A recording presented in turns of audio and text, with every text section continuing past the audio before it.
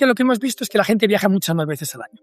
Ya no viaja una vez, igual que no compra muebles una vez o no compra ropa una vez, sino que viaja más veces. Los idiomas con una capa de inteligencia artificial con voz, para que tú puedas hablar, por ejemplo, en turco y la inteligencia artificial, esa capa, hable con nuestro personal en inglés o en español o en el idioma que gestione nuestro personal físico responde a la máquina en ese idioma y la máquina responde al cliente con un pequeño... Sí, pero piense que en España todavía, es súper interesante esto, hay casi 10.000 agencias de viaje físicas. Te cuenta que nosotros somos la empresa de nuestro vertical y nuestro tamaño más grande de Europa que no ha sido invertida jamás. Es decir, la empresa se funda con 3.000 euros, ahora mismo este año hemos cerrado en 250 millones de facturación y jamás ha sido invertida. Marketing for E-Commerce Podcast con Yara Quevedo. Marketing for E-Commerce, learn with us, come learn with us, come to learn with us. Hola marketer, bienvenidos y bienvenidas un día más a este podcast donde charlamos del mejorcito del e-commerce y del marketing. Y os traemos entrevistas muy interesantes pues como la que os traigo hoy, que es con Ricardo Fernández, CEO de Destinia, una de las agencias de viaje online más grandes de Europa, que nació en 2001 con solo 3.000 euros y sin inversión externa. Ricardo nos va a contar cómo pasó de ser el abogado de la compañía a liderarla y cómo Destinia fue pionera en permitir reservas online cuando aún nadie confiaba en pagar por internet. Hablamos de su crecimiento internacional, de cómo enfrentaron la pandemia sin cerrar ni despedir a nadie y de cómo siguen apostando por la tecnología propia y el trato humano en un sector cada vez más automatizado. Una conversación que repasa 25 años de evolución en el mundo del viaje online, con datos, anécdotas y una visión clara del futuro. No os cuento más, que sé que os va a encantar. Vamos con ello. Pero antes... ¿Te imaginas un e-commerce donde los clientes no encuentran lo que buscan? Yo tampoco, la verdad. Es que directamente ni comprarían. Por eso es tan importante optimizar la búsqueda y el descubrimiento de productos como ya hacen más de 10.000 tiendas online con DoFinder. Su inteligencia artificial analiza cada producto y lo muestra correctamente en los resultados de búsqueda, sin configuraciones complicadas. Además, con su búsqueda visual, tus clientes pueden encontrar lo que necesitan con solo subir una imagen. Con DoFinder conseguirás resultados precisos sin ningún esfuerzo, así que convierte más visitas en ventas. Visita ya dofinder.com. Te dejo el enlace en las notas. Marketing for E-Commerce, learn with us, come learn with us, come to learn with us. Ricardo Fernández, muy buena. ¿Qué tal, Yara? Buenos días. Muy feliz de estar contigo. Yo también muy feliz de que este sea mi primer podcast del año, del 2026, y que vengas aquí a charlar un poco con nosotros. Qué orgullo. Intentaremos mantener el nivel. A ver si somos capaces. Sí, seguro que sí, confío. Vale, para que la gente te conozca, eres CEO de Destinia, pero yo siempre me gusta empezar con una pregunta de calentamiento de preséntate, cuéntanos quién eres y cómo llegaste a ser CEO de Destinia. ¿Te cuento también qué es Destinia o eso va...? Después te voy a preguntar qué es este proyecto. Claro.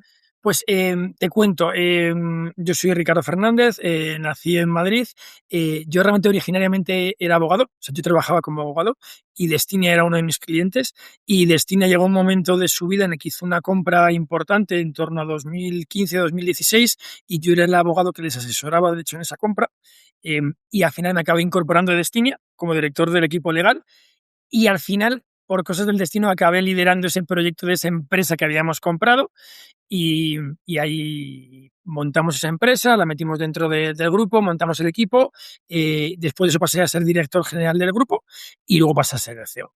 Y esa ha sido un poco mi trayectoria. Algo muy orgánico, fue saliendo sobre la marcha.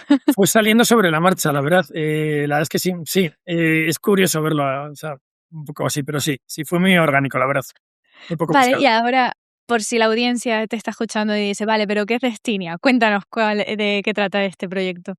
Pues Destinia ahora mismo es una de las agencias de viaje online más grandes de Europa. Es una empresa 100% española que lo que básicamente hace es dos cosas, hace tres cosas realmente. Una tiene Destinia.com, que es nuestra gran marca, ¿vale? Que es una marca que es una web que vende solo hotel, vuelos más hotel, viajes, transfer, actividades, cualquier cosa relacionada con tu viaje que puedas necesitar. Lo hace en 22 idiomas, en 33 monedas y actualmente vendimos en 95 países diferentes, ¿vale? Con oficinas en 4 continentes, creo. Ahora los contamos, pero creo que sí. Y eso es nuestra parte B2C, ¿vale?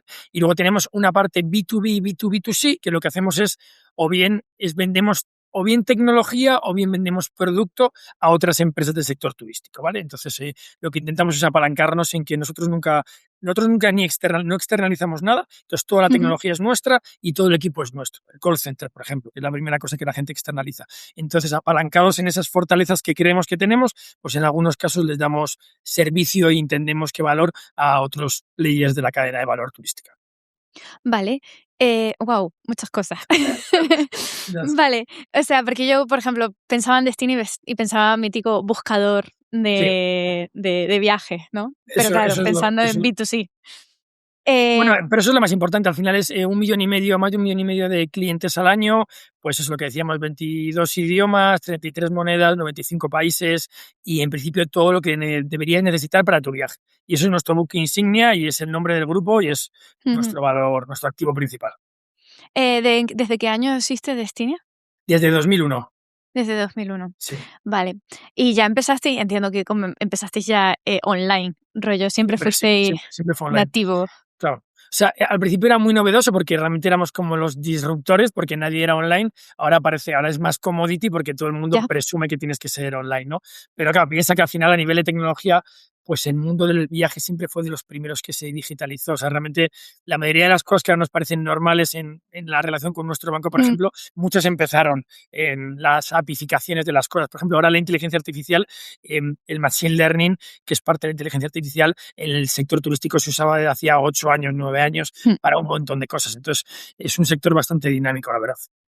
Sí, de hecho, en temas de aviación, rollo de propias compañías aéreas, lo de Machine Learning ya era Claro, claro. cosa ¿Sabes? Más que nativa. machine learning sonaba menos cool que inteligencia artificial, Sí, ¿sabes? Es exacto. un tema de naming totalmente, pero sí. Total, total.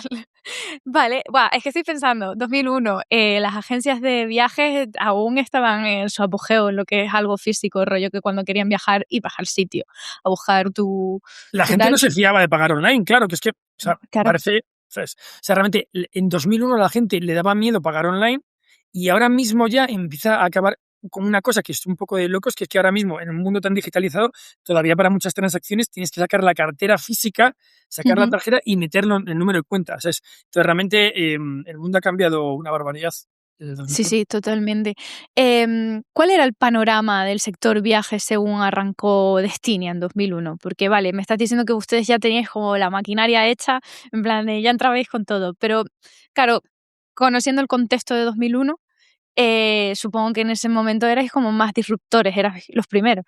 Totalmente, o sea, piensa que en esa época además, bueno, a nivel de innovación, ahí había como 2 Mm, polos muy claros, que eran Madrid y Barcelona, y en Madrid, en un espacio, estamos en Madrid, en un espacio muy cortito de tiempo, aparecen a la vez Idealista, Mil Anuncios, Destinia.com, en su momento era Viajar.com, creo, y no sé quién más. Y eso era totalmente unos locos, ¿sabes? Además, ujú. muchos en torno al barrio de Lavapiés y era totalmente disruptor porque todos los viajes se contrataban en una agencia de viajes. O sea, no había sensación de que fuera necesario, vamos, de que se pudiera realmente ir a un sitio online y cogerlo. ¿Y qué os hacía diferentes al resto? Rollo, cuando entrasteis dijisteis, pues esto es nuestra potencia, vamos Poder a... transaccionar online. O sea, una cosa que Ujú, vamos, que parecía ciencia ficción. Entonces, el hecho de poder meter tu número de tarjeta en un sitio y que eso se realizara online. Era un poco más de nicho, un poco más, no para frikis, pero para gente, digamos, que estaba más metida en el movimiento de Internet, que era bastante nicho, pero claro, era una cosa que nadie ofrecía. Que se repitió un poco en 2014, fuimos la primera agencia online del mundo en aceptar criptomonedas, que también parecía también muy nicho, pero sí. date cuenta que al final, si miras el mundo, nosotros en esa época el 2% de nuestro volumen mundial eran transacciones con cripto. ¿Por qué? Era muy nicho, pero claro, había un 2% de personas que lo que más ilusión les hacía en el mundo era comprarse un café con Bitcoin, que ahora eso no pasaría porque ahora es mucho más especulativo, pero en ese momento era gente muy friki de las criptomonedas, muy friki del concepto de descentralizar algo, que decía, ostras, puedo comprar un viaje usando Bitcoin, qué loco. Y eso nos daba acceso a un tipo de cliente que era impensable, vaya. Ah, qué bueno. Estoy pensando, es que yo el tema de las criptomonedas siempre se me fue, en plan de no lo comprendía muy bien. Entonces podían pagar un viaje, imagínate, ¿no? con criptomonedas. Con Bitcoin, digamos, era lo más habitual, puedes cogerte Ujú. una noche de hotel con... Es como esa primera transacción que hubo con cripto en el mundo, que es famosa, que es lo de la pizza, que se pagó por un montón de dinero, pues es Sí. lo mismo, ¿no? O sea, había gente que le parecía increíble poder pagar y usaba su Bitcoin para transaccionar. Y en ese momento nadie más en el mundo ofrecía esa posibilidad salvo nosotros. ¿Qué tal esa posibilidad actualmente? ¿Existe el Bitcoin aún? Sí, sí, Porque hubo sí. un momento que era como No, muy auge. o sea, el Bitcoin, la verdad es que el Bitcoin ha cambiado mucho y ahora se entiende más como depósito de valor. O sea, la gente que tiene, la gran mayoría de personas que tienen Bitcoin ahora mismo lo que hacen es lo tienen guardado esperando que suba o que baje y juegan con eso. Pero no tienen ese ánimo, ese ímpetu de antes de, oye, voy a Ujú. intentar transaccionar con algo que es casi Sí, como antisistema, ¿no? Como era Bitcoin en su momento. Era algo descentralizado fuera de los bancos centrales, ¿no? Ahora es otro tipo de... Es como el oro, digamos. Se parece más al oro que a una moneda de curso corriente, digamos. muy buen resímil ahora, que la verdad. Sí. Vale, ¿y cuál fue el primer gran logro que tuvo Destina que dijiste: "Buah, es que", lo voy a decir así como muy informal, "lo vamos a petar, desde aquí esto va a funcionar increíble", sabiendo que nacisteis en 2001, poniendo ese Eh, contexto? pues o sea, yo creo que el hecho de poder, o sea, yo creo que el momento en el que se ve la escalabilidad del modelo realmente es cuando, porque inicialmente el cliente metía su tarjeta online, pero la realidad es que nosotros por detrás teníamos que llamar al hotel y cerrar la reserva, porque el mundo no estaba pificado, o sea, realmente Claro. ahí había una brecha y entonces no se podía hacer, había una imagen de que era todo online y de hecho muchos clientes luego se pasaban por la oficina de Destinia, que no era una oficina abierta al público, pero por la oficina para, oye, dame un voucher o dame algo. O sea, no voy a llegar con un PDF, ¿no? Porque, ostras, eso Claro. nunca lo había hecho. Y entonces, en el momento en el que se apifica todo y realmente tú como cliente puedes meter tus datos de la tarjeta, yo recibo esa información y automáticamente la puedo enviar por un API o por un sistema al sistema del hotel o de la aerolínea y transaccionar, que recibir una confirmación y dártela y enviarte un voucher, en ese momento es cuando se ve la escalabilidad. Porque ahí te das cuenta que, claro, que puedes vender lo que quieras, 100.000 millones, da igual, porque es todo Claro. automático. Y yo creo que es el punto realmente de inflexión del turismo con la digitalización y el momento en el que parece que todo va a cambiar. Es que me lo estoy imaginando el rollo, Es va, emocionante, ¿eh? sí, nos han comprado un viaje a Roma y 2 noches de hotel, uno con compañía Iberia. Claro, pero es que date cuenta que la primera persona que reserva era muy, pues es lo que se dice siempre, ¿no? Pues la primera persona que se comió un percebe, ¿no? Pues es un poco lo mismo, o sea, que era una persona que realmente se Claro. lanzaba a lo desconocido, decía, oye, yo meto mis datos aquí y espero recibir esta reserva, pero realmente no era obvio, porque no lo hacías en ningún otro vertical de ningún otro sector. Es que iba a preguntarte yo ahora eso, ¿cómo hicisteis para convencer a la gente, o sea, para captar gente de que era fiable, de que podían meter sus datos ahí, que iban a poder comprar? Claro, yo estoy pensando, en el 2001 yo tenía 8 años. Entonces estoy pensando, pero yo no existía una digitalización como tal, o sea, no recuerdo yo mucho internet, por así decirlo. Entonces estoy pensando a la persona que confía por primera vez en meter sus datos y hacerlo a través de una página web el viaje. O sea, me está pareciendo un poco Eso loco. es muy loco, pero esa es la magia de los early adopters, ¿no? De esas primeras personas que son pioneros y que se meten en lo que sea. En plan de, oye, ¿se puede coger una reserva de hotel online? Mm, Allá que voy. Compremos un Bitcoin. ¿Qué es un Bitcoin? No, es una cadena de bloques descentralizada que va a tener un valor. ¿Ok? O va. sea, la primera persona que compra un Bitcoin, o sea, realmente, o sea, ¿qué pasa? Que normalmente, digamos, el gancho para esos primeros early adopters, por un lado es la tecnología, es gente que le gusta mucho la tecnología o le parece muy interesante y quiere probarlo, quiere tocarlo, y aparte normalmente suele haber un tema de precio interesante. Pues el primer Bitcoin realmente era muy barato, era una moneda muy barata, digamos. Era mucho más barato coger un hotel online en ese momento que en una agencia física, que digamos es lo que termina de darle ese pequeño incentivo de, oye, vamos a probar. Pero, pero sí, son los early adopters y luego pues al final es como va la sociedad, entonces al final el boca a oreja, Airbnb, cuando empezó Airbnb, que a lo mejor sí que te acuerdas que es más 2012, 2013, Ujú. en ese momento también el concepto era novedoso porque Airbnb no era vete a una casa que la alquilas entera, no era Sí. vete a una habitación en una casa. Y oye, pues eso podía salir bien o podía salir mal, ¿no? Pero bueno, era pues esos primeros que se animan y luego al final hacen efecto cascada y la gente se va animando. no me atreví a hacer eso hasta que vi que varias personas habían Claro, sobrevivido. eso Si no, es, claro, no esa lo es hacía. lo del couchsurfing y todo esto. Es como, oye, me voy al sofá de una persona. Bueno, pues primero que voy a otro me lo cuente y luego ya sé si voy yo, ¿sabes? Claro. Entonces es un poco lo mismo. Entonces dirías que la primera estrategia de captación de Destiny fue boca a oreja. En plan, desde el Total. primero que se atreva, ya tal. Totalmente, y porque no había dinero para otra cosa. Date cuenta que nosotros somos la empresa de nuestro vertical y nuestro tamaño más grande de Europa que no ha sido invertida jamás. Es decir, la empresa se funda con 3.000 euros. Ahora mismo este año hemos cerrado en 250 millones de facturación y jamás ha sido invertida.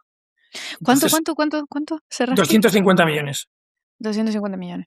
Entonces, al final, claro, piensa que con los 3.000 euros de capital inicial era imposible ninguna otra estrategia.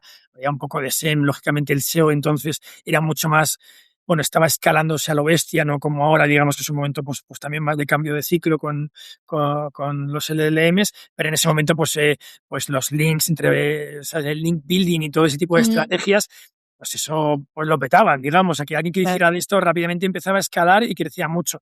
Entonces era un poco apalancarse en esos activos.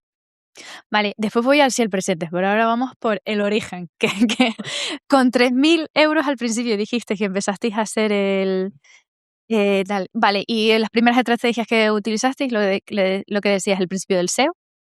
El SEO fundamental, el SEM también, porque estaba todo Sí. empezando. Al final lo bueno es que todo era mucho más Era barato. barato el SEM de aquella.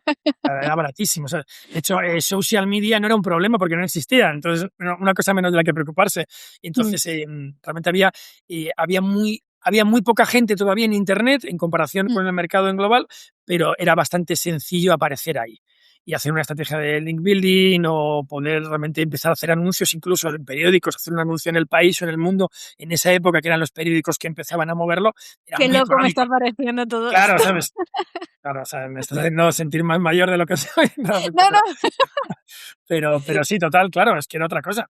Porque el SEM claro, es era, que no había estrategia no había budget de SEM en los grandes anunciantes de ahora, ¿sabes? Toyota no se gastaba dinero en SEM, porque era como, claro. bueno, pues cuando esto crezca ya veremos qué hacemos, ¿sabes? Claro, es que estoy pensando, claro, es que yo tengo el salto generacional de ir con mis padres a la agencia de viajes para irnos de viaje juntos, ¿sabes? El viaje familiar se hacía ir Sí.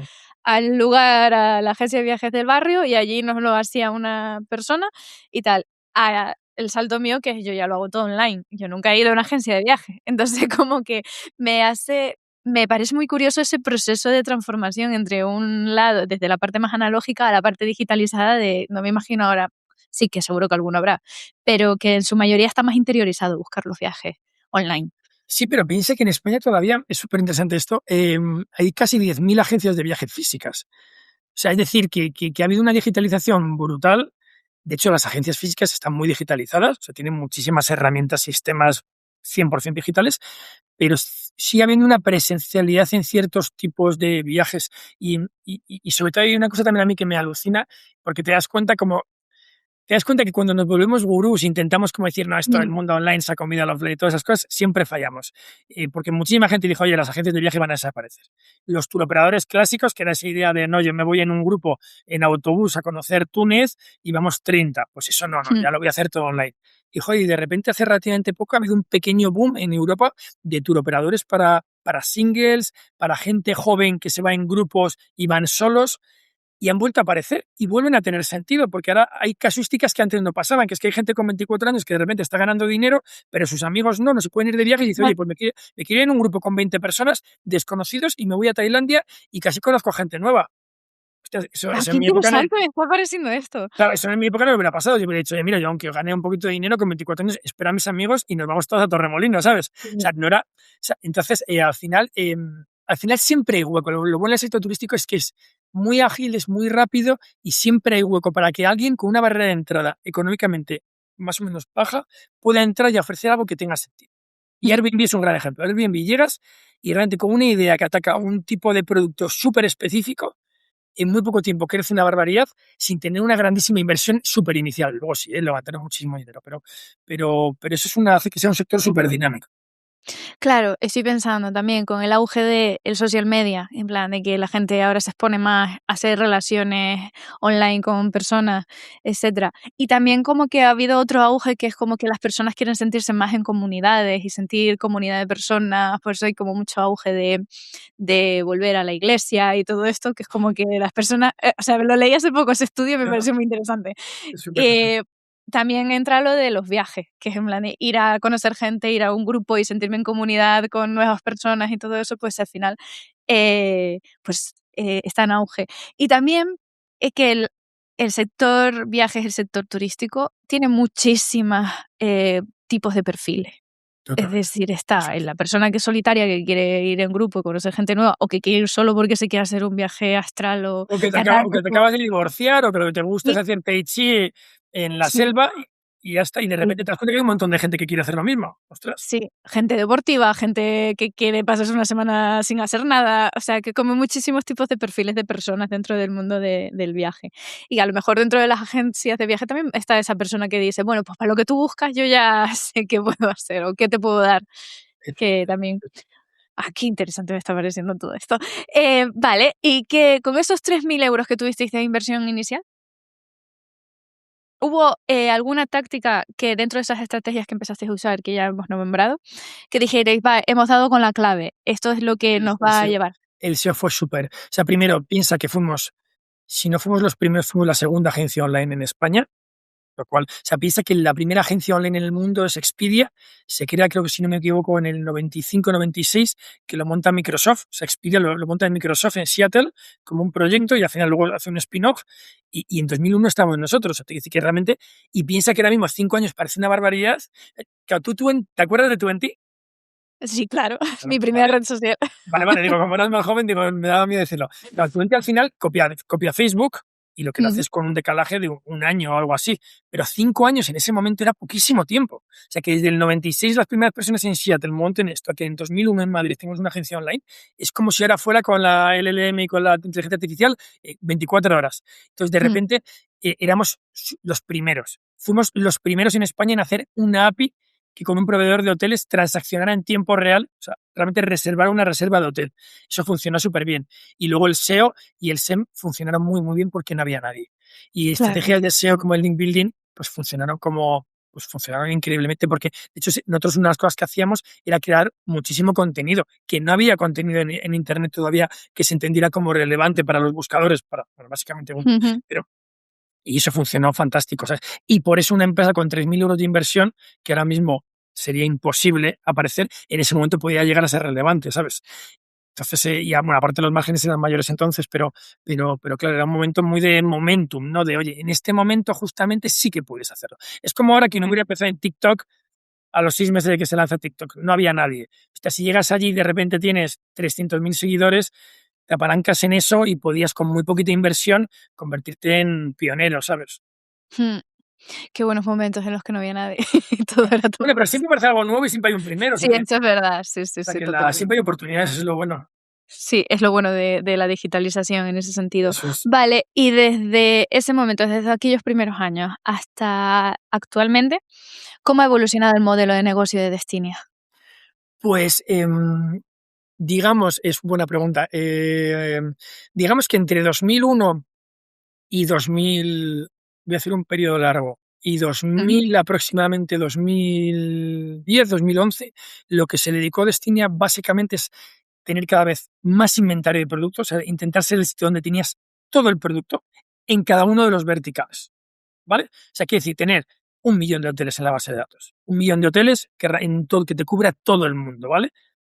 Tener 600 aerolíneas, tener muchos proveedores de cada cosa que necesitaras para realmente ir acompañando un viajero que cada vez se iba sofisticando más y buscaba destinos más complicados y a veces viajaba por trabajo, a veces viajaba por placer, a veces viajaba solo con amigos y a veces con la familia, ¿vale? Intentar que cada vez tuviéramos más proveedores y fuera más grande el inventario que tuviéramos e intentar que cada vez fuera más sofisticado los medios de pagos con los que podías pagar, ¿vale? ujú, Que luego en eso, pues yo que sé, en ejemplos como que llaman más la atención ahora, nosotros fuimos los primeros en España turísticos de aceptar Bizum, por ejemplo. Pues, oye, pues también, pues oye, que tú pudieras transaccionar con Bizum, pues es interesante, ¿vale? Eso diría hasta 2010, algo así. yo que en ese momento, a partir de ese momento, entre 2010 y la pandemia, sobre todo se fue refinando la tecnología de, oye, piensa que claro, que ya recibíamos millones de peticiones al día que teníamos que gestionar a nivel de infraestructura de servidores, de gestión de cachés, de utilización de inteligencia artificial para gestionar el revenue, el precio, el beneficio, todo eso. Se sofistica mucho y empezamos la expansión internacional, ¿vale?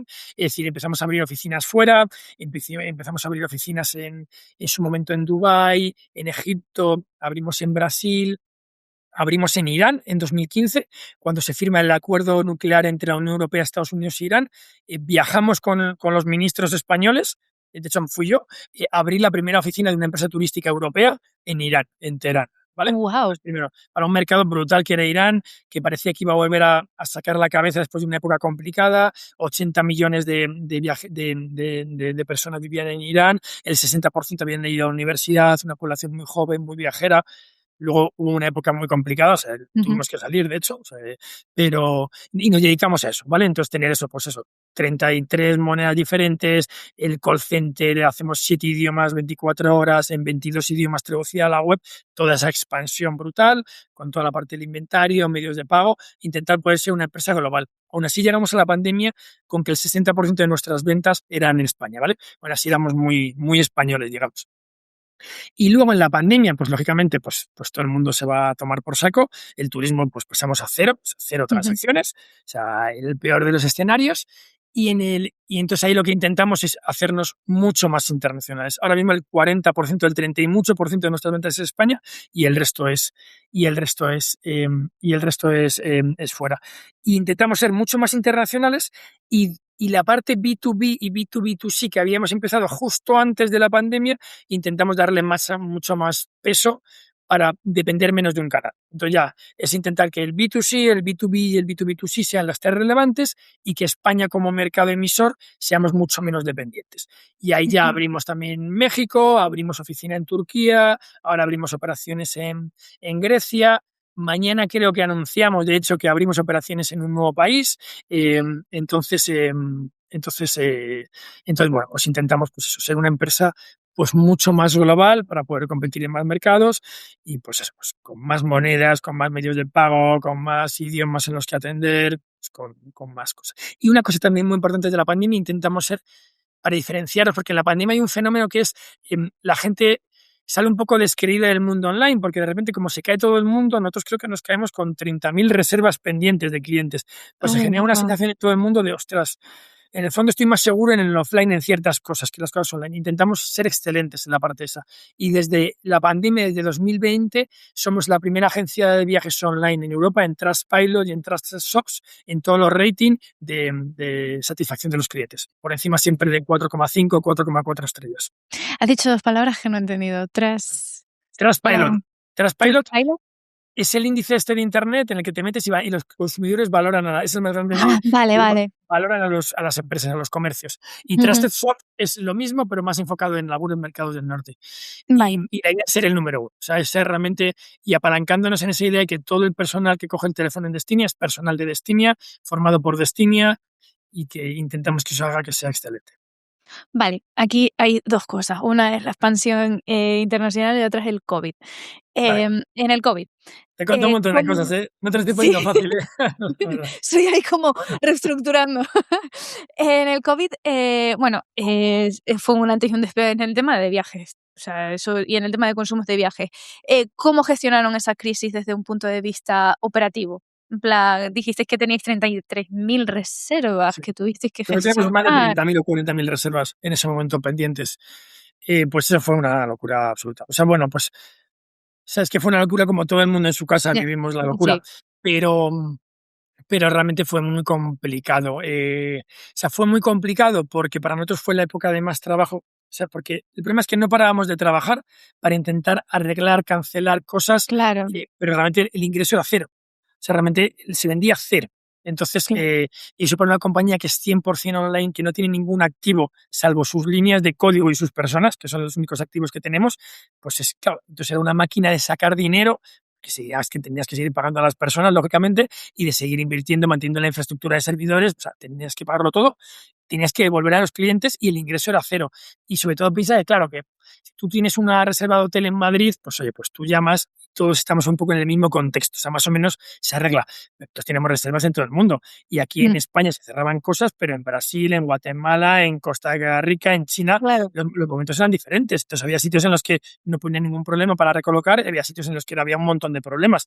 Y todo el personal de call center teníamos que estar todo el mundo también intentando lidiar con eso, porque claro, era importante también para nosotros mantener la caja. Piensa que, ¿sabes? O sea, si sale todo el dinero realmente y seguimos pagando, pues había un momento en el que la empresa podía llegar a ser no viable. O sea, nosotros teníamos nuestro plan de contingencia de, oye, si esto dura más de 12 meses, no podemos aguantar, porque ya digo, empresa cero invertida, nosotros llegamos a la pandemia con cero deuda.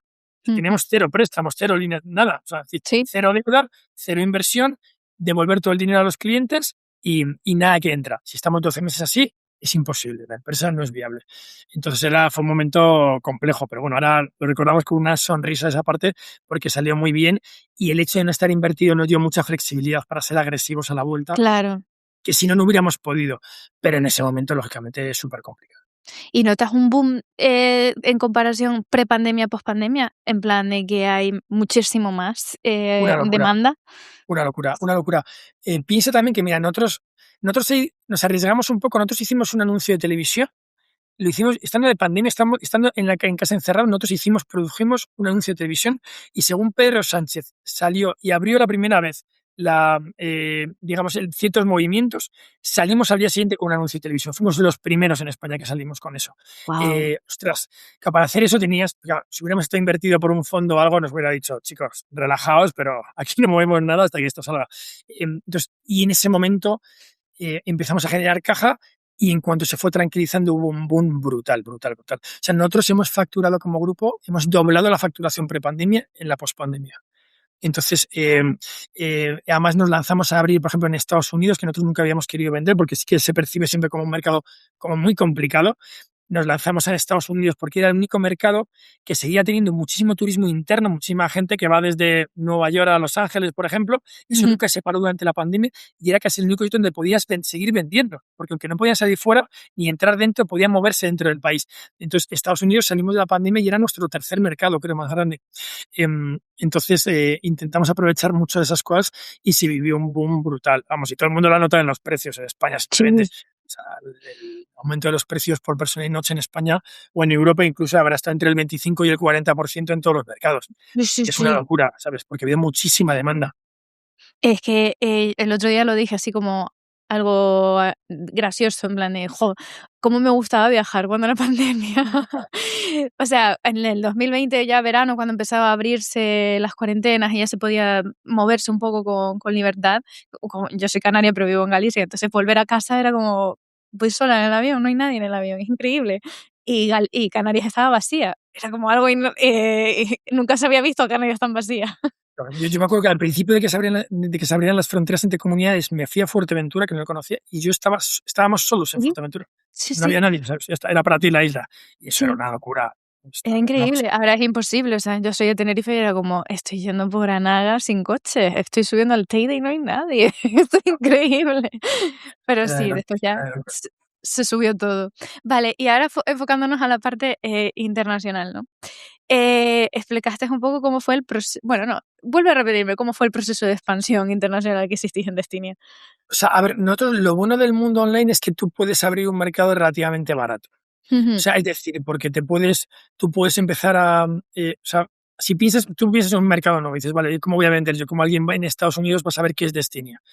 Pues básicamente puedes hacer 3 cosas fáciles, 4 cosas. Una, hacer social media, hacer un poquito. Las que suele ser caro y en mercados maduros suelen necesitar pues bastante tracción e inversión para realmente empezar a ser relevante, ¿vale? A menos que sea algo muy nicho o que entres en algún sitio muy concreto. Otra cosa es puedes hacer SEM, que puede que no sea muy caro, depende de lo que estés vendiendo. Puedes hacer SEO, o sea, puedes haber ido trabajando en generar contenido y eso puede llegar a ser relevante. Y luego puedes apalancarte en terceros, por ejemplo, en metabuscadores, como en su momento pues puede ser en Google Hotel Ads, cuando te metes en Google, que ya sabes que te promocionan también hoteles, o te puedes en afiliados, en blogs que tengan mucho tráfico, de gente que viaje, ese tipo de cosas. Y con eso, en principio, puedes llegar a clientes de ese mercado, ¿vale? ¿Qué más necesitas para eso? 3 cosas, básicamente, ¿vale? Pero son relativamente no muy baratas, pero relativamente baratas. Uno, tener el producto que quiere ese mercado, pero en muchos mercados se solapan. Es decir, en Estados Unidos se vende mucho Caribe, la gente viaja mucho al Caribe, pero en Europa también. Entonces tú puedes tener ya producto del Caribe y ya te vale para Estados Unidos. Tienes que tener el idioma, y el idioma quiere decir que tu web pueda transaccionar en el idioma de ese mercado, pero el inglés ya lo tienes montado, por ejemplo, ¿vale? Y aparte tienes que ser capaz de que te llamen por teléfono si hay un problema y que alguien coja el teléfono en ese idioma. También nosotros lo teníamos, ¿vale? Y la tercera manera es el medio de pago. Y es cierto que los grandes mercados, los medios de pago se parecen bastante. O sea, en Estados Unidos y en Europa, pues al final la gran mayoría de transacciones, el 99% se hacen entre tarjeta de débito, tarjeta de crédito y PayPal. Y ya estarías. Apple Pay y Google Pay, pero entendidos también como tarjeta al final, ¿vale? Entonces, tienes esas tres cosas, el producto, el medio de pago y el idioma, y eres capaz de ponerte digamos, en una ventana de oportunidad que alguien te pueda ver, puedes vender. Y ahí empiezas a ver inercia. Entonces puedes abrir muchos mercados a la vez. Nosotros ha habido momentos de nuestra existencia en el que vendíamos, nuestro segundo mercado en vuelos era Japón. O sea, realmente hacíamos todo eso, puedes probar en 10 mercados y ver cuál empieza a tener algunas métricas que son un poquito mejores a la media. Y ahí le empiezas a meter un poquito más de dinero, haces un poquito más de SEO, haces un poquito más de inversión en tener un producto a lo mejor que sea un poquito más específico para ese mercado. Le das un poquito más de cariño. Entonces, al final, orgánicamente, también pensando en esa época que te digo, pues en torno a 2010, 2015, que también es infinitamente más barato que ahora, pues puedes empezar a invertir y puedes empezar a tener un poquito más de tracción y le das más cariño ahí. ¿Y en qué mercados encontrasteis más crecimiento? ¿Estados Unidos? Pues mira, nosotros ahora mismo nuestro top 10 de mercados es España el primero, luego tenemos Francia, Portugal, Alemania, Reino Unido, Italia, Estados Unidos, México, Brasil. Yo te diría que Colombia, pero a lo mejor puede ser un Holanda, algo así, ¿vale? Entonces, normalmente son o mercados que son grandes emisores turísticos, por ejemplo, Alemania, Reino Unido, Estados Unidos, mercados con un potencial brutal, aunque captes una cuota de mercado mínima, son tan grandes que, yo qué sé, hay tantas personas como en España, en Florida, como estado. Entonces, el crecimiento es brutal.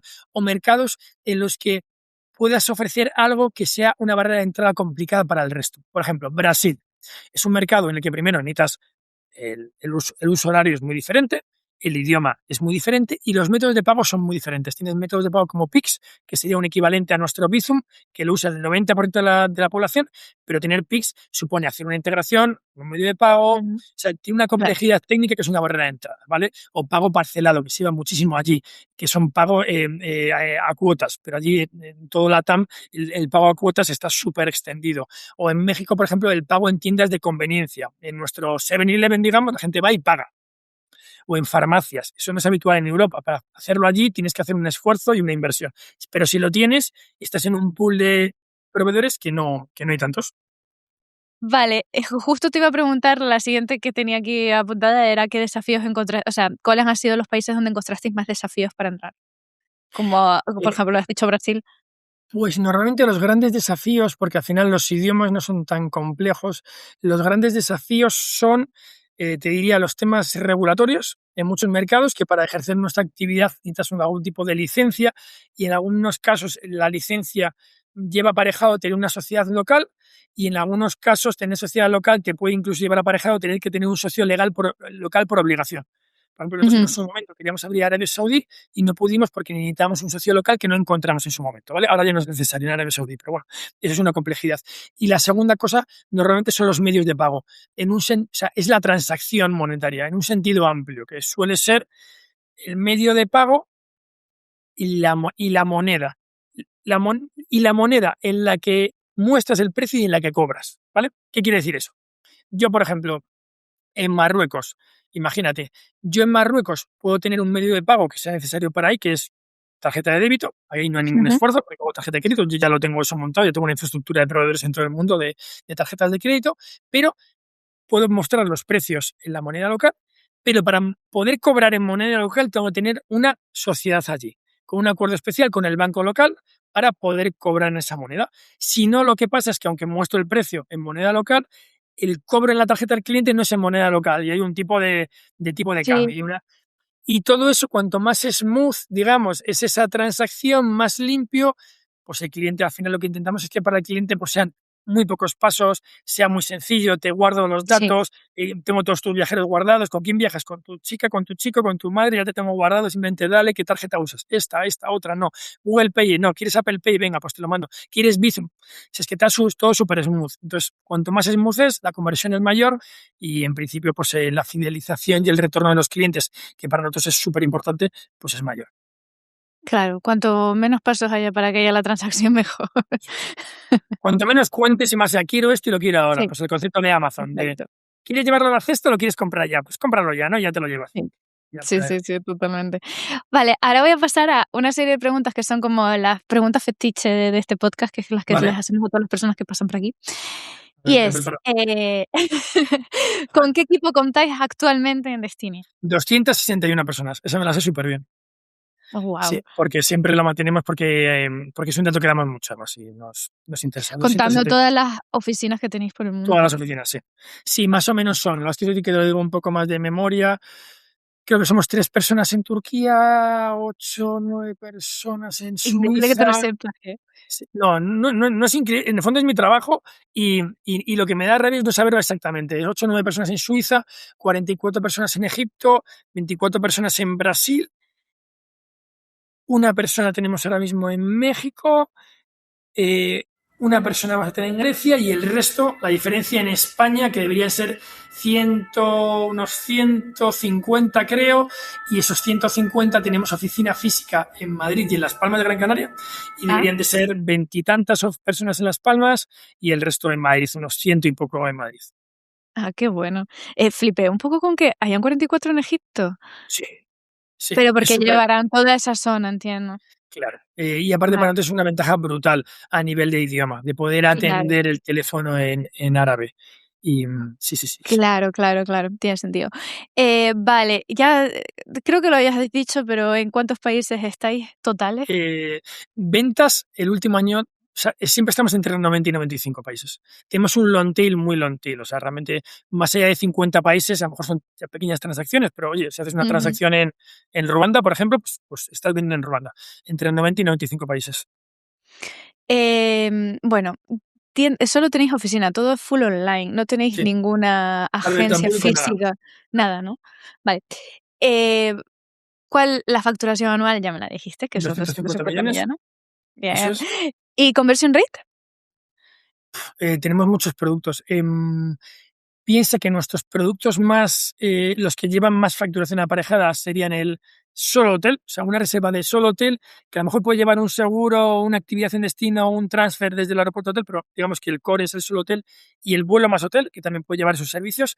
Y en el solo hotel tenemos una conversión superior de media en todos los mercados al 2%, pero depende mucho del mercado. Por ejemplo, Estados Unidos es un mercado que convierte súper bien, lo que es que el coste de adquisición normalmente es más alto, hay otros Ujú. mercados que convierten peor, pero el coste de adquisición es más alto, pero bueno, la media está por encima del 2%.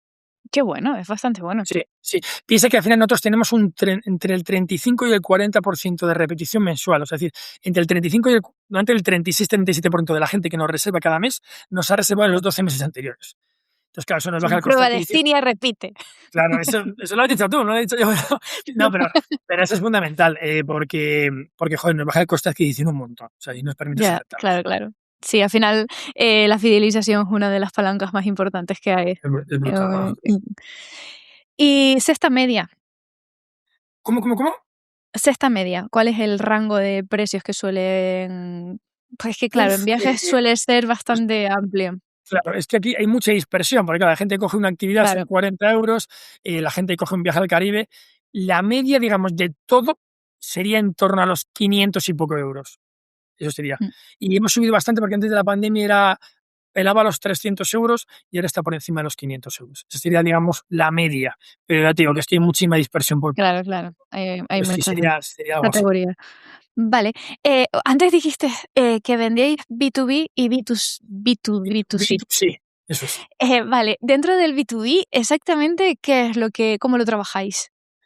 En el B2B básicamente piensa que nosotros tenemos como 10.000 hoteles contratados en directo, que quiere decir que una persona de nuestro equipo ha ido a ese hotel y lo ha contratado. Tenemos un contrato firmado con una disponibilidad y unos precios. Y luego el resto, hasta 1 millón de hoteles, pues hay un montón de proveedores que contratan hoteles y que los revenden, son otras empresas B2B. Pues nosotros nuestros hoteles los revendemos a otras empresas, le damos nuestros inventarios a otras empresas. Entonces a lo mejor tú estás en otra web online y realmente el hotel está contratado por nosotros, ¿vale? Ese sobre todo es nuestro B2B. Y lo mismo con los vuelos, ¿vale? Y en el B2B2C lo que hacemos es revendemos sobre todo tecnología transaccional para que otras empresas turísticas puedan vender online con su marca, pero con nuestra tecnología. Y eso por eso lo llamamos B2B2C, porque al final vendemos al cliente, pero apalancados en la marca de un tercero. Entonces, bueno, es un mix. Cuando hablas de vuestra tecnología, es que tengo muchísima curiosidad.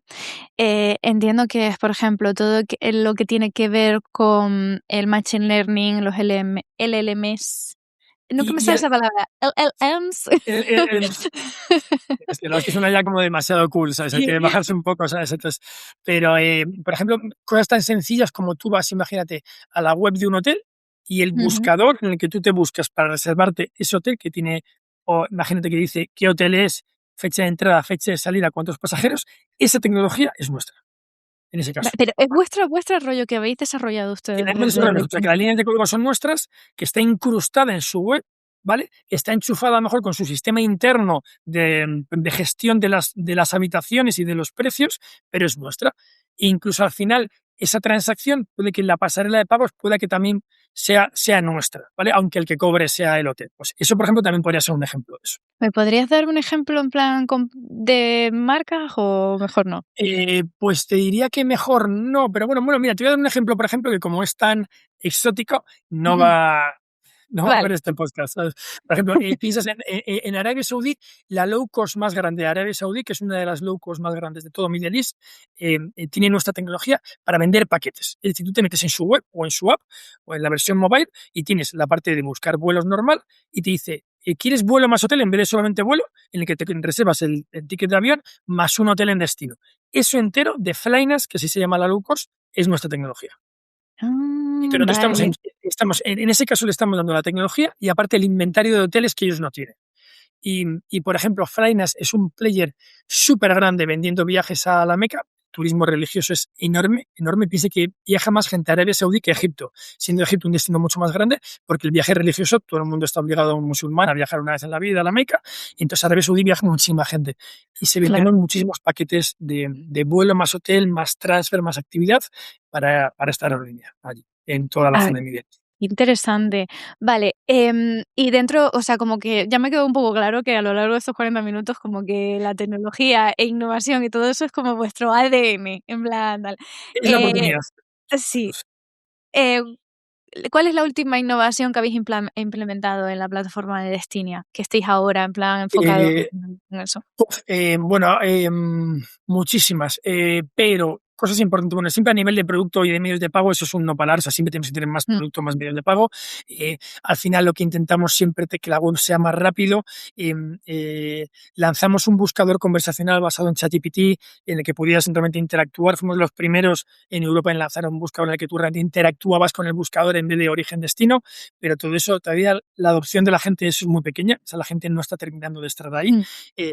Ya tenemos nuestro MCP para estar enchufados a los LLM y poder transaccionar apalancados en un ChatGPT, que también eso es bastante novedoso. Toda la parte de disponibilidad, es decir, tú buscas y todas las páginas de aterrizar, estamos trabajando con inteligencia artificial ahora para intentar darte, pues dependiendo del gorro con el que vengas en cada caso y de tu comportamiento anterior, el mejor set de productos basado en lo que deberían ser tus preferencias, ¿vale? En todo eso también estamos trabajando. Hemos lanzado ahora, o estamos lanzando estos días, una capa de inteligencia artificial en el call center para que tú puedas hablar. Nosotros damos call center en 7 idiomas, ¿vale? A nivel de personas que te cogen el teléfono. Poder darlo en todos los idiomas con una capa de inteligencia artificial con voz, para que tú puedas hablar, por ejemplo, en turco y la inteligencia artificial, esa capa, hable con nuestro personal en inglés o en español o en el idioma que gestione nuestro personal físico responde a la máquina en ese idioma y la máquina responde al cliente con un pequeño ¡Oh, qué retraso, guay! ¿vale? Para poder atacar esos mercados en los que es súper poco rentable poder Claro. tener una persona que hable turco. Ostras, joder, incluso es complicado, ¿vale? Porque ahí sí que intentamos apalancar en hubs. En plan, por ejemplo, casi todo nuestro call center de Américas está en Brasil. ¿Por qué? Pues porque, ostras, pues si está en una oficina, pues la curva de aprendizaje, el training, los equipos, todo es mucho más fácil, ¿vale? Qué Pero hay idiomas bueno. complicados. Qué bueno, estaba pensando yo, o sea, como lenguas que solo se hablan en un país y que es poco probable que haya. Qué bueno. Vale, ay, que me dices tantas cosas que después quiero volver a reestructurarlas. Estoy ganando por agotamiento, ¿no? Es el, No, por agotamiento no, es que está muy guay porque estás dando muchísima información muy guay y muy chula, y después estoy en plan de que me surgen preguntas, pero después cuando llega al final digo: "Ya se me fue". Vale, el sector viaje, como que lo hemos también nombrado a lo largo del podcast, es bastante competitivo. A día de hoy, después de ese momento que ya no es tan barato el SEM y que el SEO también es una batalla, ¿cómo hacéis para posicionaros y poder diferenciaros de tanta rivalidad que hay actual? O sea, al final es un sector súper competitivo, pero que al final hay siempre muchísimas oportunidades, porque Mm, es tan grande el sector, crece tan rápido en países, digamos, que están en un, por ejemplo, pensemos en la India, de repente hay tantísima gente incorporándose a la clase media y empezando a viajar, o sea que siempre crece, ¿vale? El PIB turístico mundial siempre crece, pero nosotros siempre nos intentamos apalancar en tres cosas, que es producto, tener cada vez más producto que sea nuestro y que nosotros controlemos y que podamos, digamos, crear una diferencia con eso. Precio, intentar tener unos costos operativos que sean lo suficientemente bajos para ser siempre muy competitivos en esa parte de precios. Y la tercera es la tecnología en todas sus versiones, que va desde que la web sea muy rápida hasta que sí, tengas el medio de pago que a ti realmente te guste para utilizar, a que lo puedas ver de la manera que tú quieras en el móvil. O sea, intentar hacer que sea muy fácil reservar con nosotros a un precio muy competitivo con el producto que realmente te gustaría encontrar. Y con todo eso y con un servicio, que eso es una capa fundamental, que tratemos que sea excelente para ese porcentaje pequeño de gente que tiene problemas en el viaje o que para reservar es un ticket muy alto y que quiere hablar con una persona para asegurarse que lo ha entendido todo bien o que todo está correcto, con todo eso puedes competir. ¿Vale? Quizás no en todos los mercados, no con la misma velocidad, no con la misma intensidad, pero con eso debería ser muy competitivo en muchos sitios y luego claro. intentar ser rápido. Ay, también me acaba de volver a pasar. Qué horror. Te iba a decir, otra cosa que veo muy importante dentro de las agencias de viajes, por ejemplo, o de los buscadores, o todo lo que tiene que ver con turismo, es las tendencias de viaje. O sea, como que cada año hay una tendencia, o por lo menos yo que soy consumidora de redes sociales, como, bueno, ahora todo este año está todo el mundo en Egipto, ¿por qué? Saber cuál va a ser la tendencia anual de, buah, este año la gente va a querer viajar a este sitio, a este sitio, a este sitio. ¿Cómo lo sacáis? O sea, el tema del data, y por eso la data se gestionó en el travel primero muy, muy rápido, y por eso la inteligencia Mm, artificial también llegó muy, muy rápido, porque piensa que nosotros tenemos millones de búsquedas al día. Entonces, la gestión de eso sí que te puede dar te puede permitir anticipar ciertos comportamientos a nivel de precio, a nivel de destinos. Y luego con los destinos suelen pasar dos cosas. O bien, hay destinos que desaparecen momentáneamente y resurgen. Por mm, ejemplo, Egipto, un destino súper aspiracional para el cliente español, para el cliente francés, por ejemplo, que después de que comience la guerra entre Israel en la Franja de Gaza, todo Middle East se cae. La gente tiene una percepción de falta de seguridad y cae. Cuando todo empieza a relajarse, la gente vuelve. ¿Por qué? Porque son destinos que están en nuestra cabeza y que queremos ir, queremos ver las pirámides, han ido nuestros padres, o sea, destinos que queremos viajar, ¿vale? Y luego hay destinos que sí que aparecen que son más nuevos, por ejemplo, Albania. Hace un par de años todo el mundo realmente iba a Albania. sí. Oye, ¿qué ha pasado? Pero esos destinos lo que pasa es que como son muy rápidos en llegar al social, digamos, a que la gente los perciba, pero Mm, son mucho más lentos en el que llegue la conectividad realmente buena. Por ejemplo, Turquía, ahora mismo, Turquía este año y el año anterior fue el principal destino para los alemanes desbancando a España. ¿Por qué? Porque han conseguido tener una conectividad aérea brutal. O sea, hay muchísima frecuencia de vuelos entre los dos países. Pero claro, para que pases entre Albania y España tiene que pasar mucho tiempo. Entonces, aunque hay la percepción de que son destinos que están explotando, la realidad es que si lo miras en el contexto macro, siguen siendo muy pequeños, ¿vale? Pero es lo mismo que el Caribe en España en los 90. Parece, al principio, parecía muy grande, pero era muy pequeño, pero oye, 20 años después es muy grande. Pero necesitas una curva de aprendizaje que es mucho más alta. Qué bueno, o sea, me parece súper interesante, porque a veces a lo mejor piensas que es como, todo el mundo está en Japón, todo el mundo está yendo a Japón ahora, porque Pero resulta Japón que lo el está yen, petando, ¿sabes? Por ejemplo, sí, Japón ha ido funcionando fenomenal, este año China ha funcionado fenomenal porque los visados para europeos se han facilitado muchísimo, el año que viene también. claro. Todo eso ayuda, pero al final la conectividad en el medio y en el largo radio es fundamental. Porque si no Mm, hay suficientes aviones, por mucho que quieras, no va a ser barato o no va a ser económico suficiente como para que retraccione y realmente lo pete. sí, sí. Vale, pues hemos visto el principio, la actualidad, vámonos a divagar por el futuro, a ver qué puede pasar. ¿Cómo ves el futuro del sector turismo online? A ver, el futuro del sector lo veo brutal.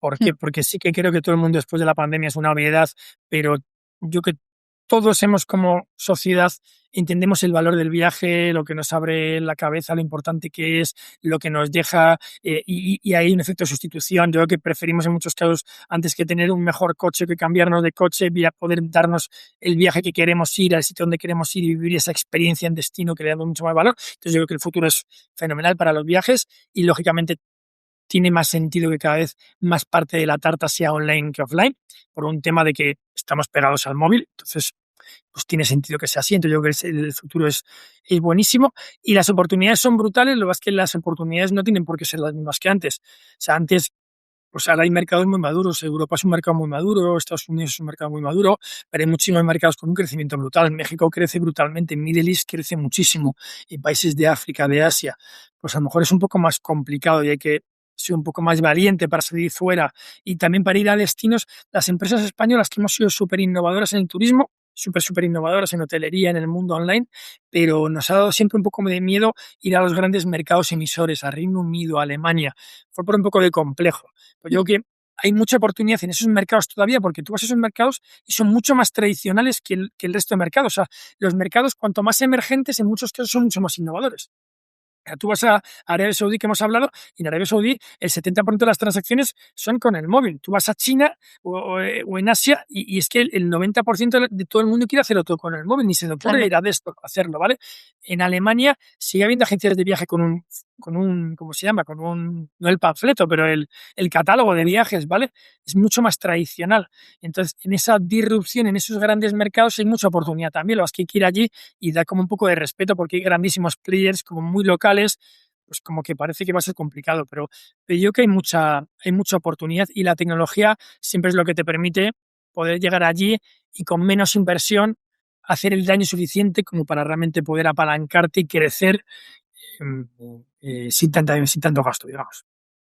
¿Crees que el futuro, porque yo creo que hubo también un buen cambio de consumo en el turismo en el sentido de que hubo un antes que había un viaje familiar anual o un viaje anual como fuere, pero solo se viajaba una vez, en plan se invertía una cantidad de dinero ese viaje, tal y Bueno, cual. es Después que me ha sacado hubo uno de los temas que me encanta. Termina y ya te contesto.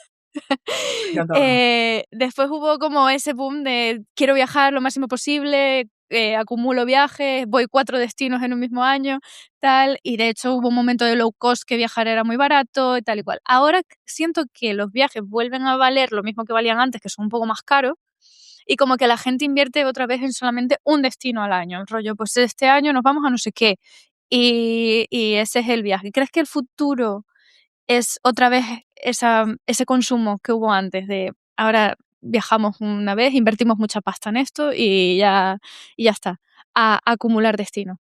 No sé si me Pues explico bien. sí, te has explicado súper bien. Los que estoy intentando a ver si me explico yo cuando te conteste. Vale. Eh, Eso es súper interesante, claro.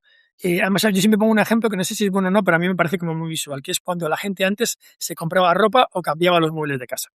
Claro, Ujú, tú eres mucho más joven, yo soy lo suficientemente joven como para recordar que nuestros padres cambiaban los muebles una vez cada 25 años. O sea, ya había un ujú. momento en que los muebles en casa eran muy viejos y la ropa se compraba una vez al año. O sea, es decir, o sea, no ibas pues, en rebajas o lo que fuera.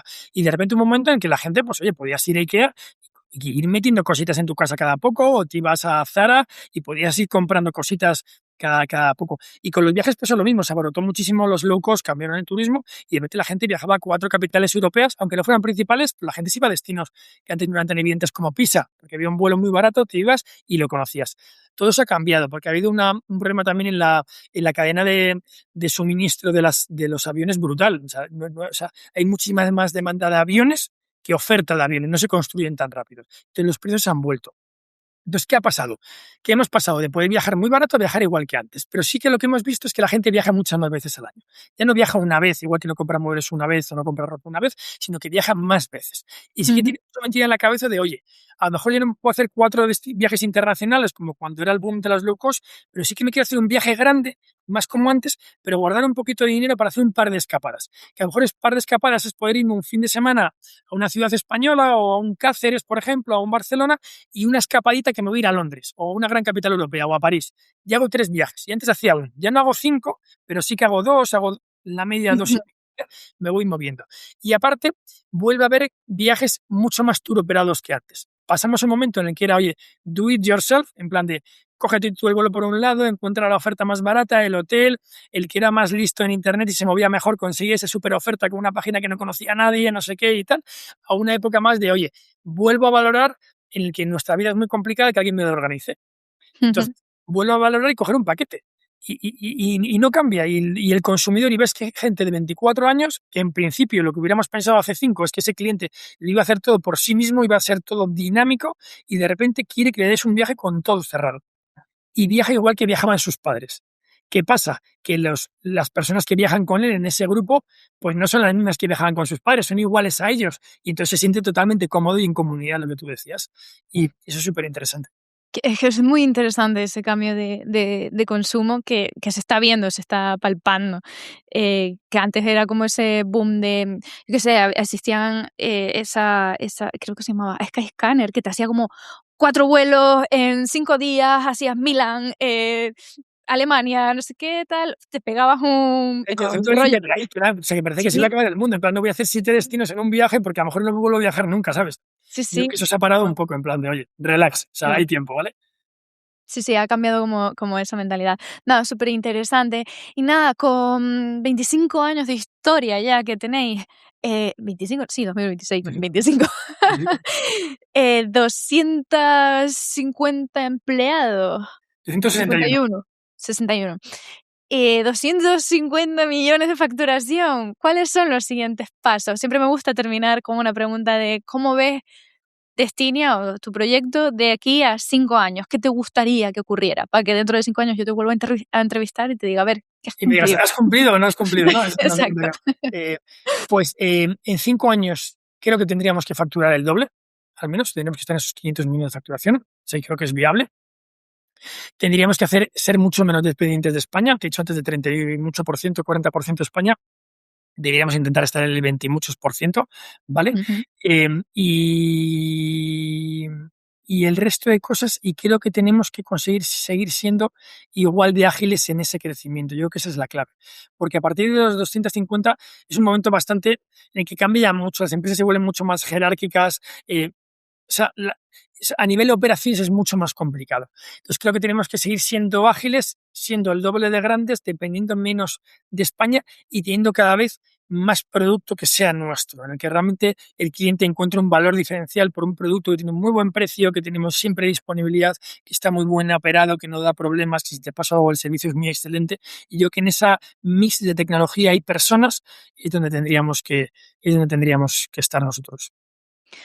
Pues Ricardo, muchísimas gracias por esta entrevista. Ojalá cumpláis con todos esos retos. Y nada, dentro de 5 años volvemos a hablarnos, a ver si lo has conseguido. Si hemos cumplido, ¿no? A ver si hacemos check. Exacto, muchas gracias, Ricardo. Muchas gracias, buen día, Yara. Buen día.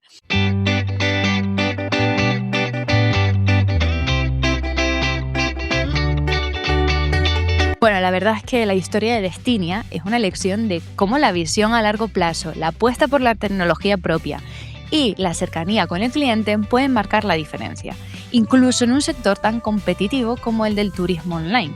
sin inversión externa y con una estructura ágil, han sabido adaptarse a cada cambio del mercado, creciendo con solidez y sin perder su esencia. Una muestra de que innovar también puede ser cuestión de constancia. Aquí lo dejamos, marketer. Ya sabes, tienes los mejores artículos sobre el sector online en marketingforecommerce.net.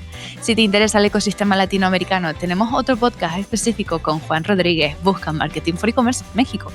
No te olvides de suscribirte a este podcast que compartimos Rubén Bastón y tu canaria marketing favorita. Y nos escuchamos, como siempre, cada lunes, porque esto nunca para. Chao, marketer.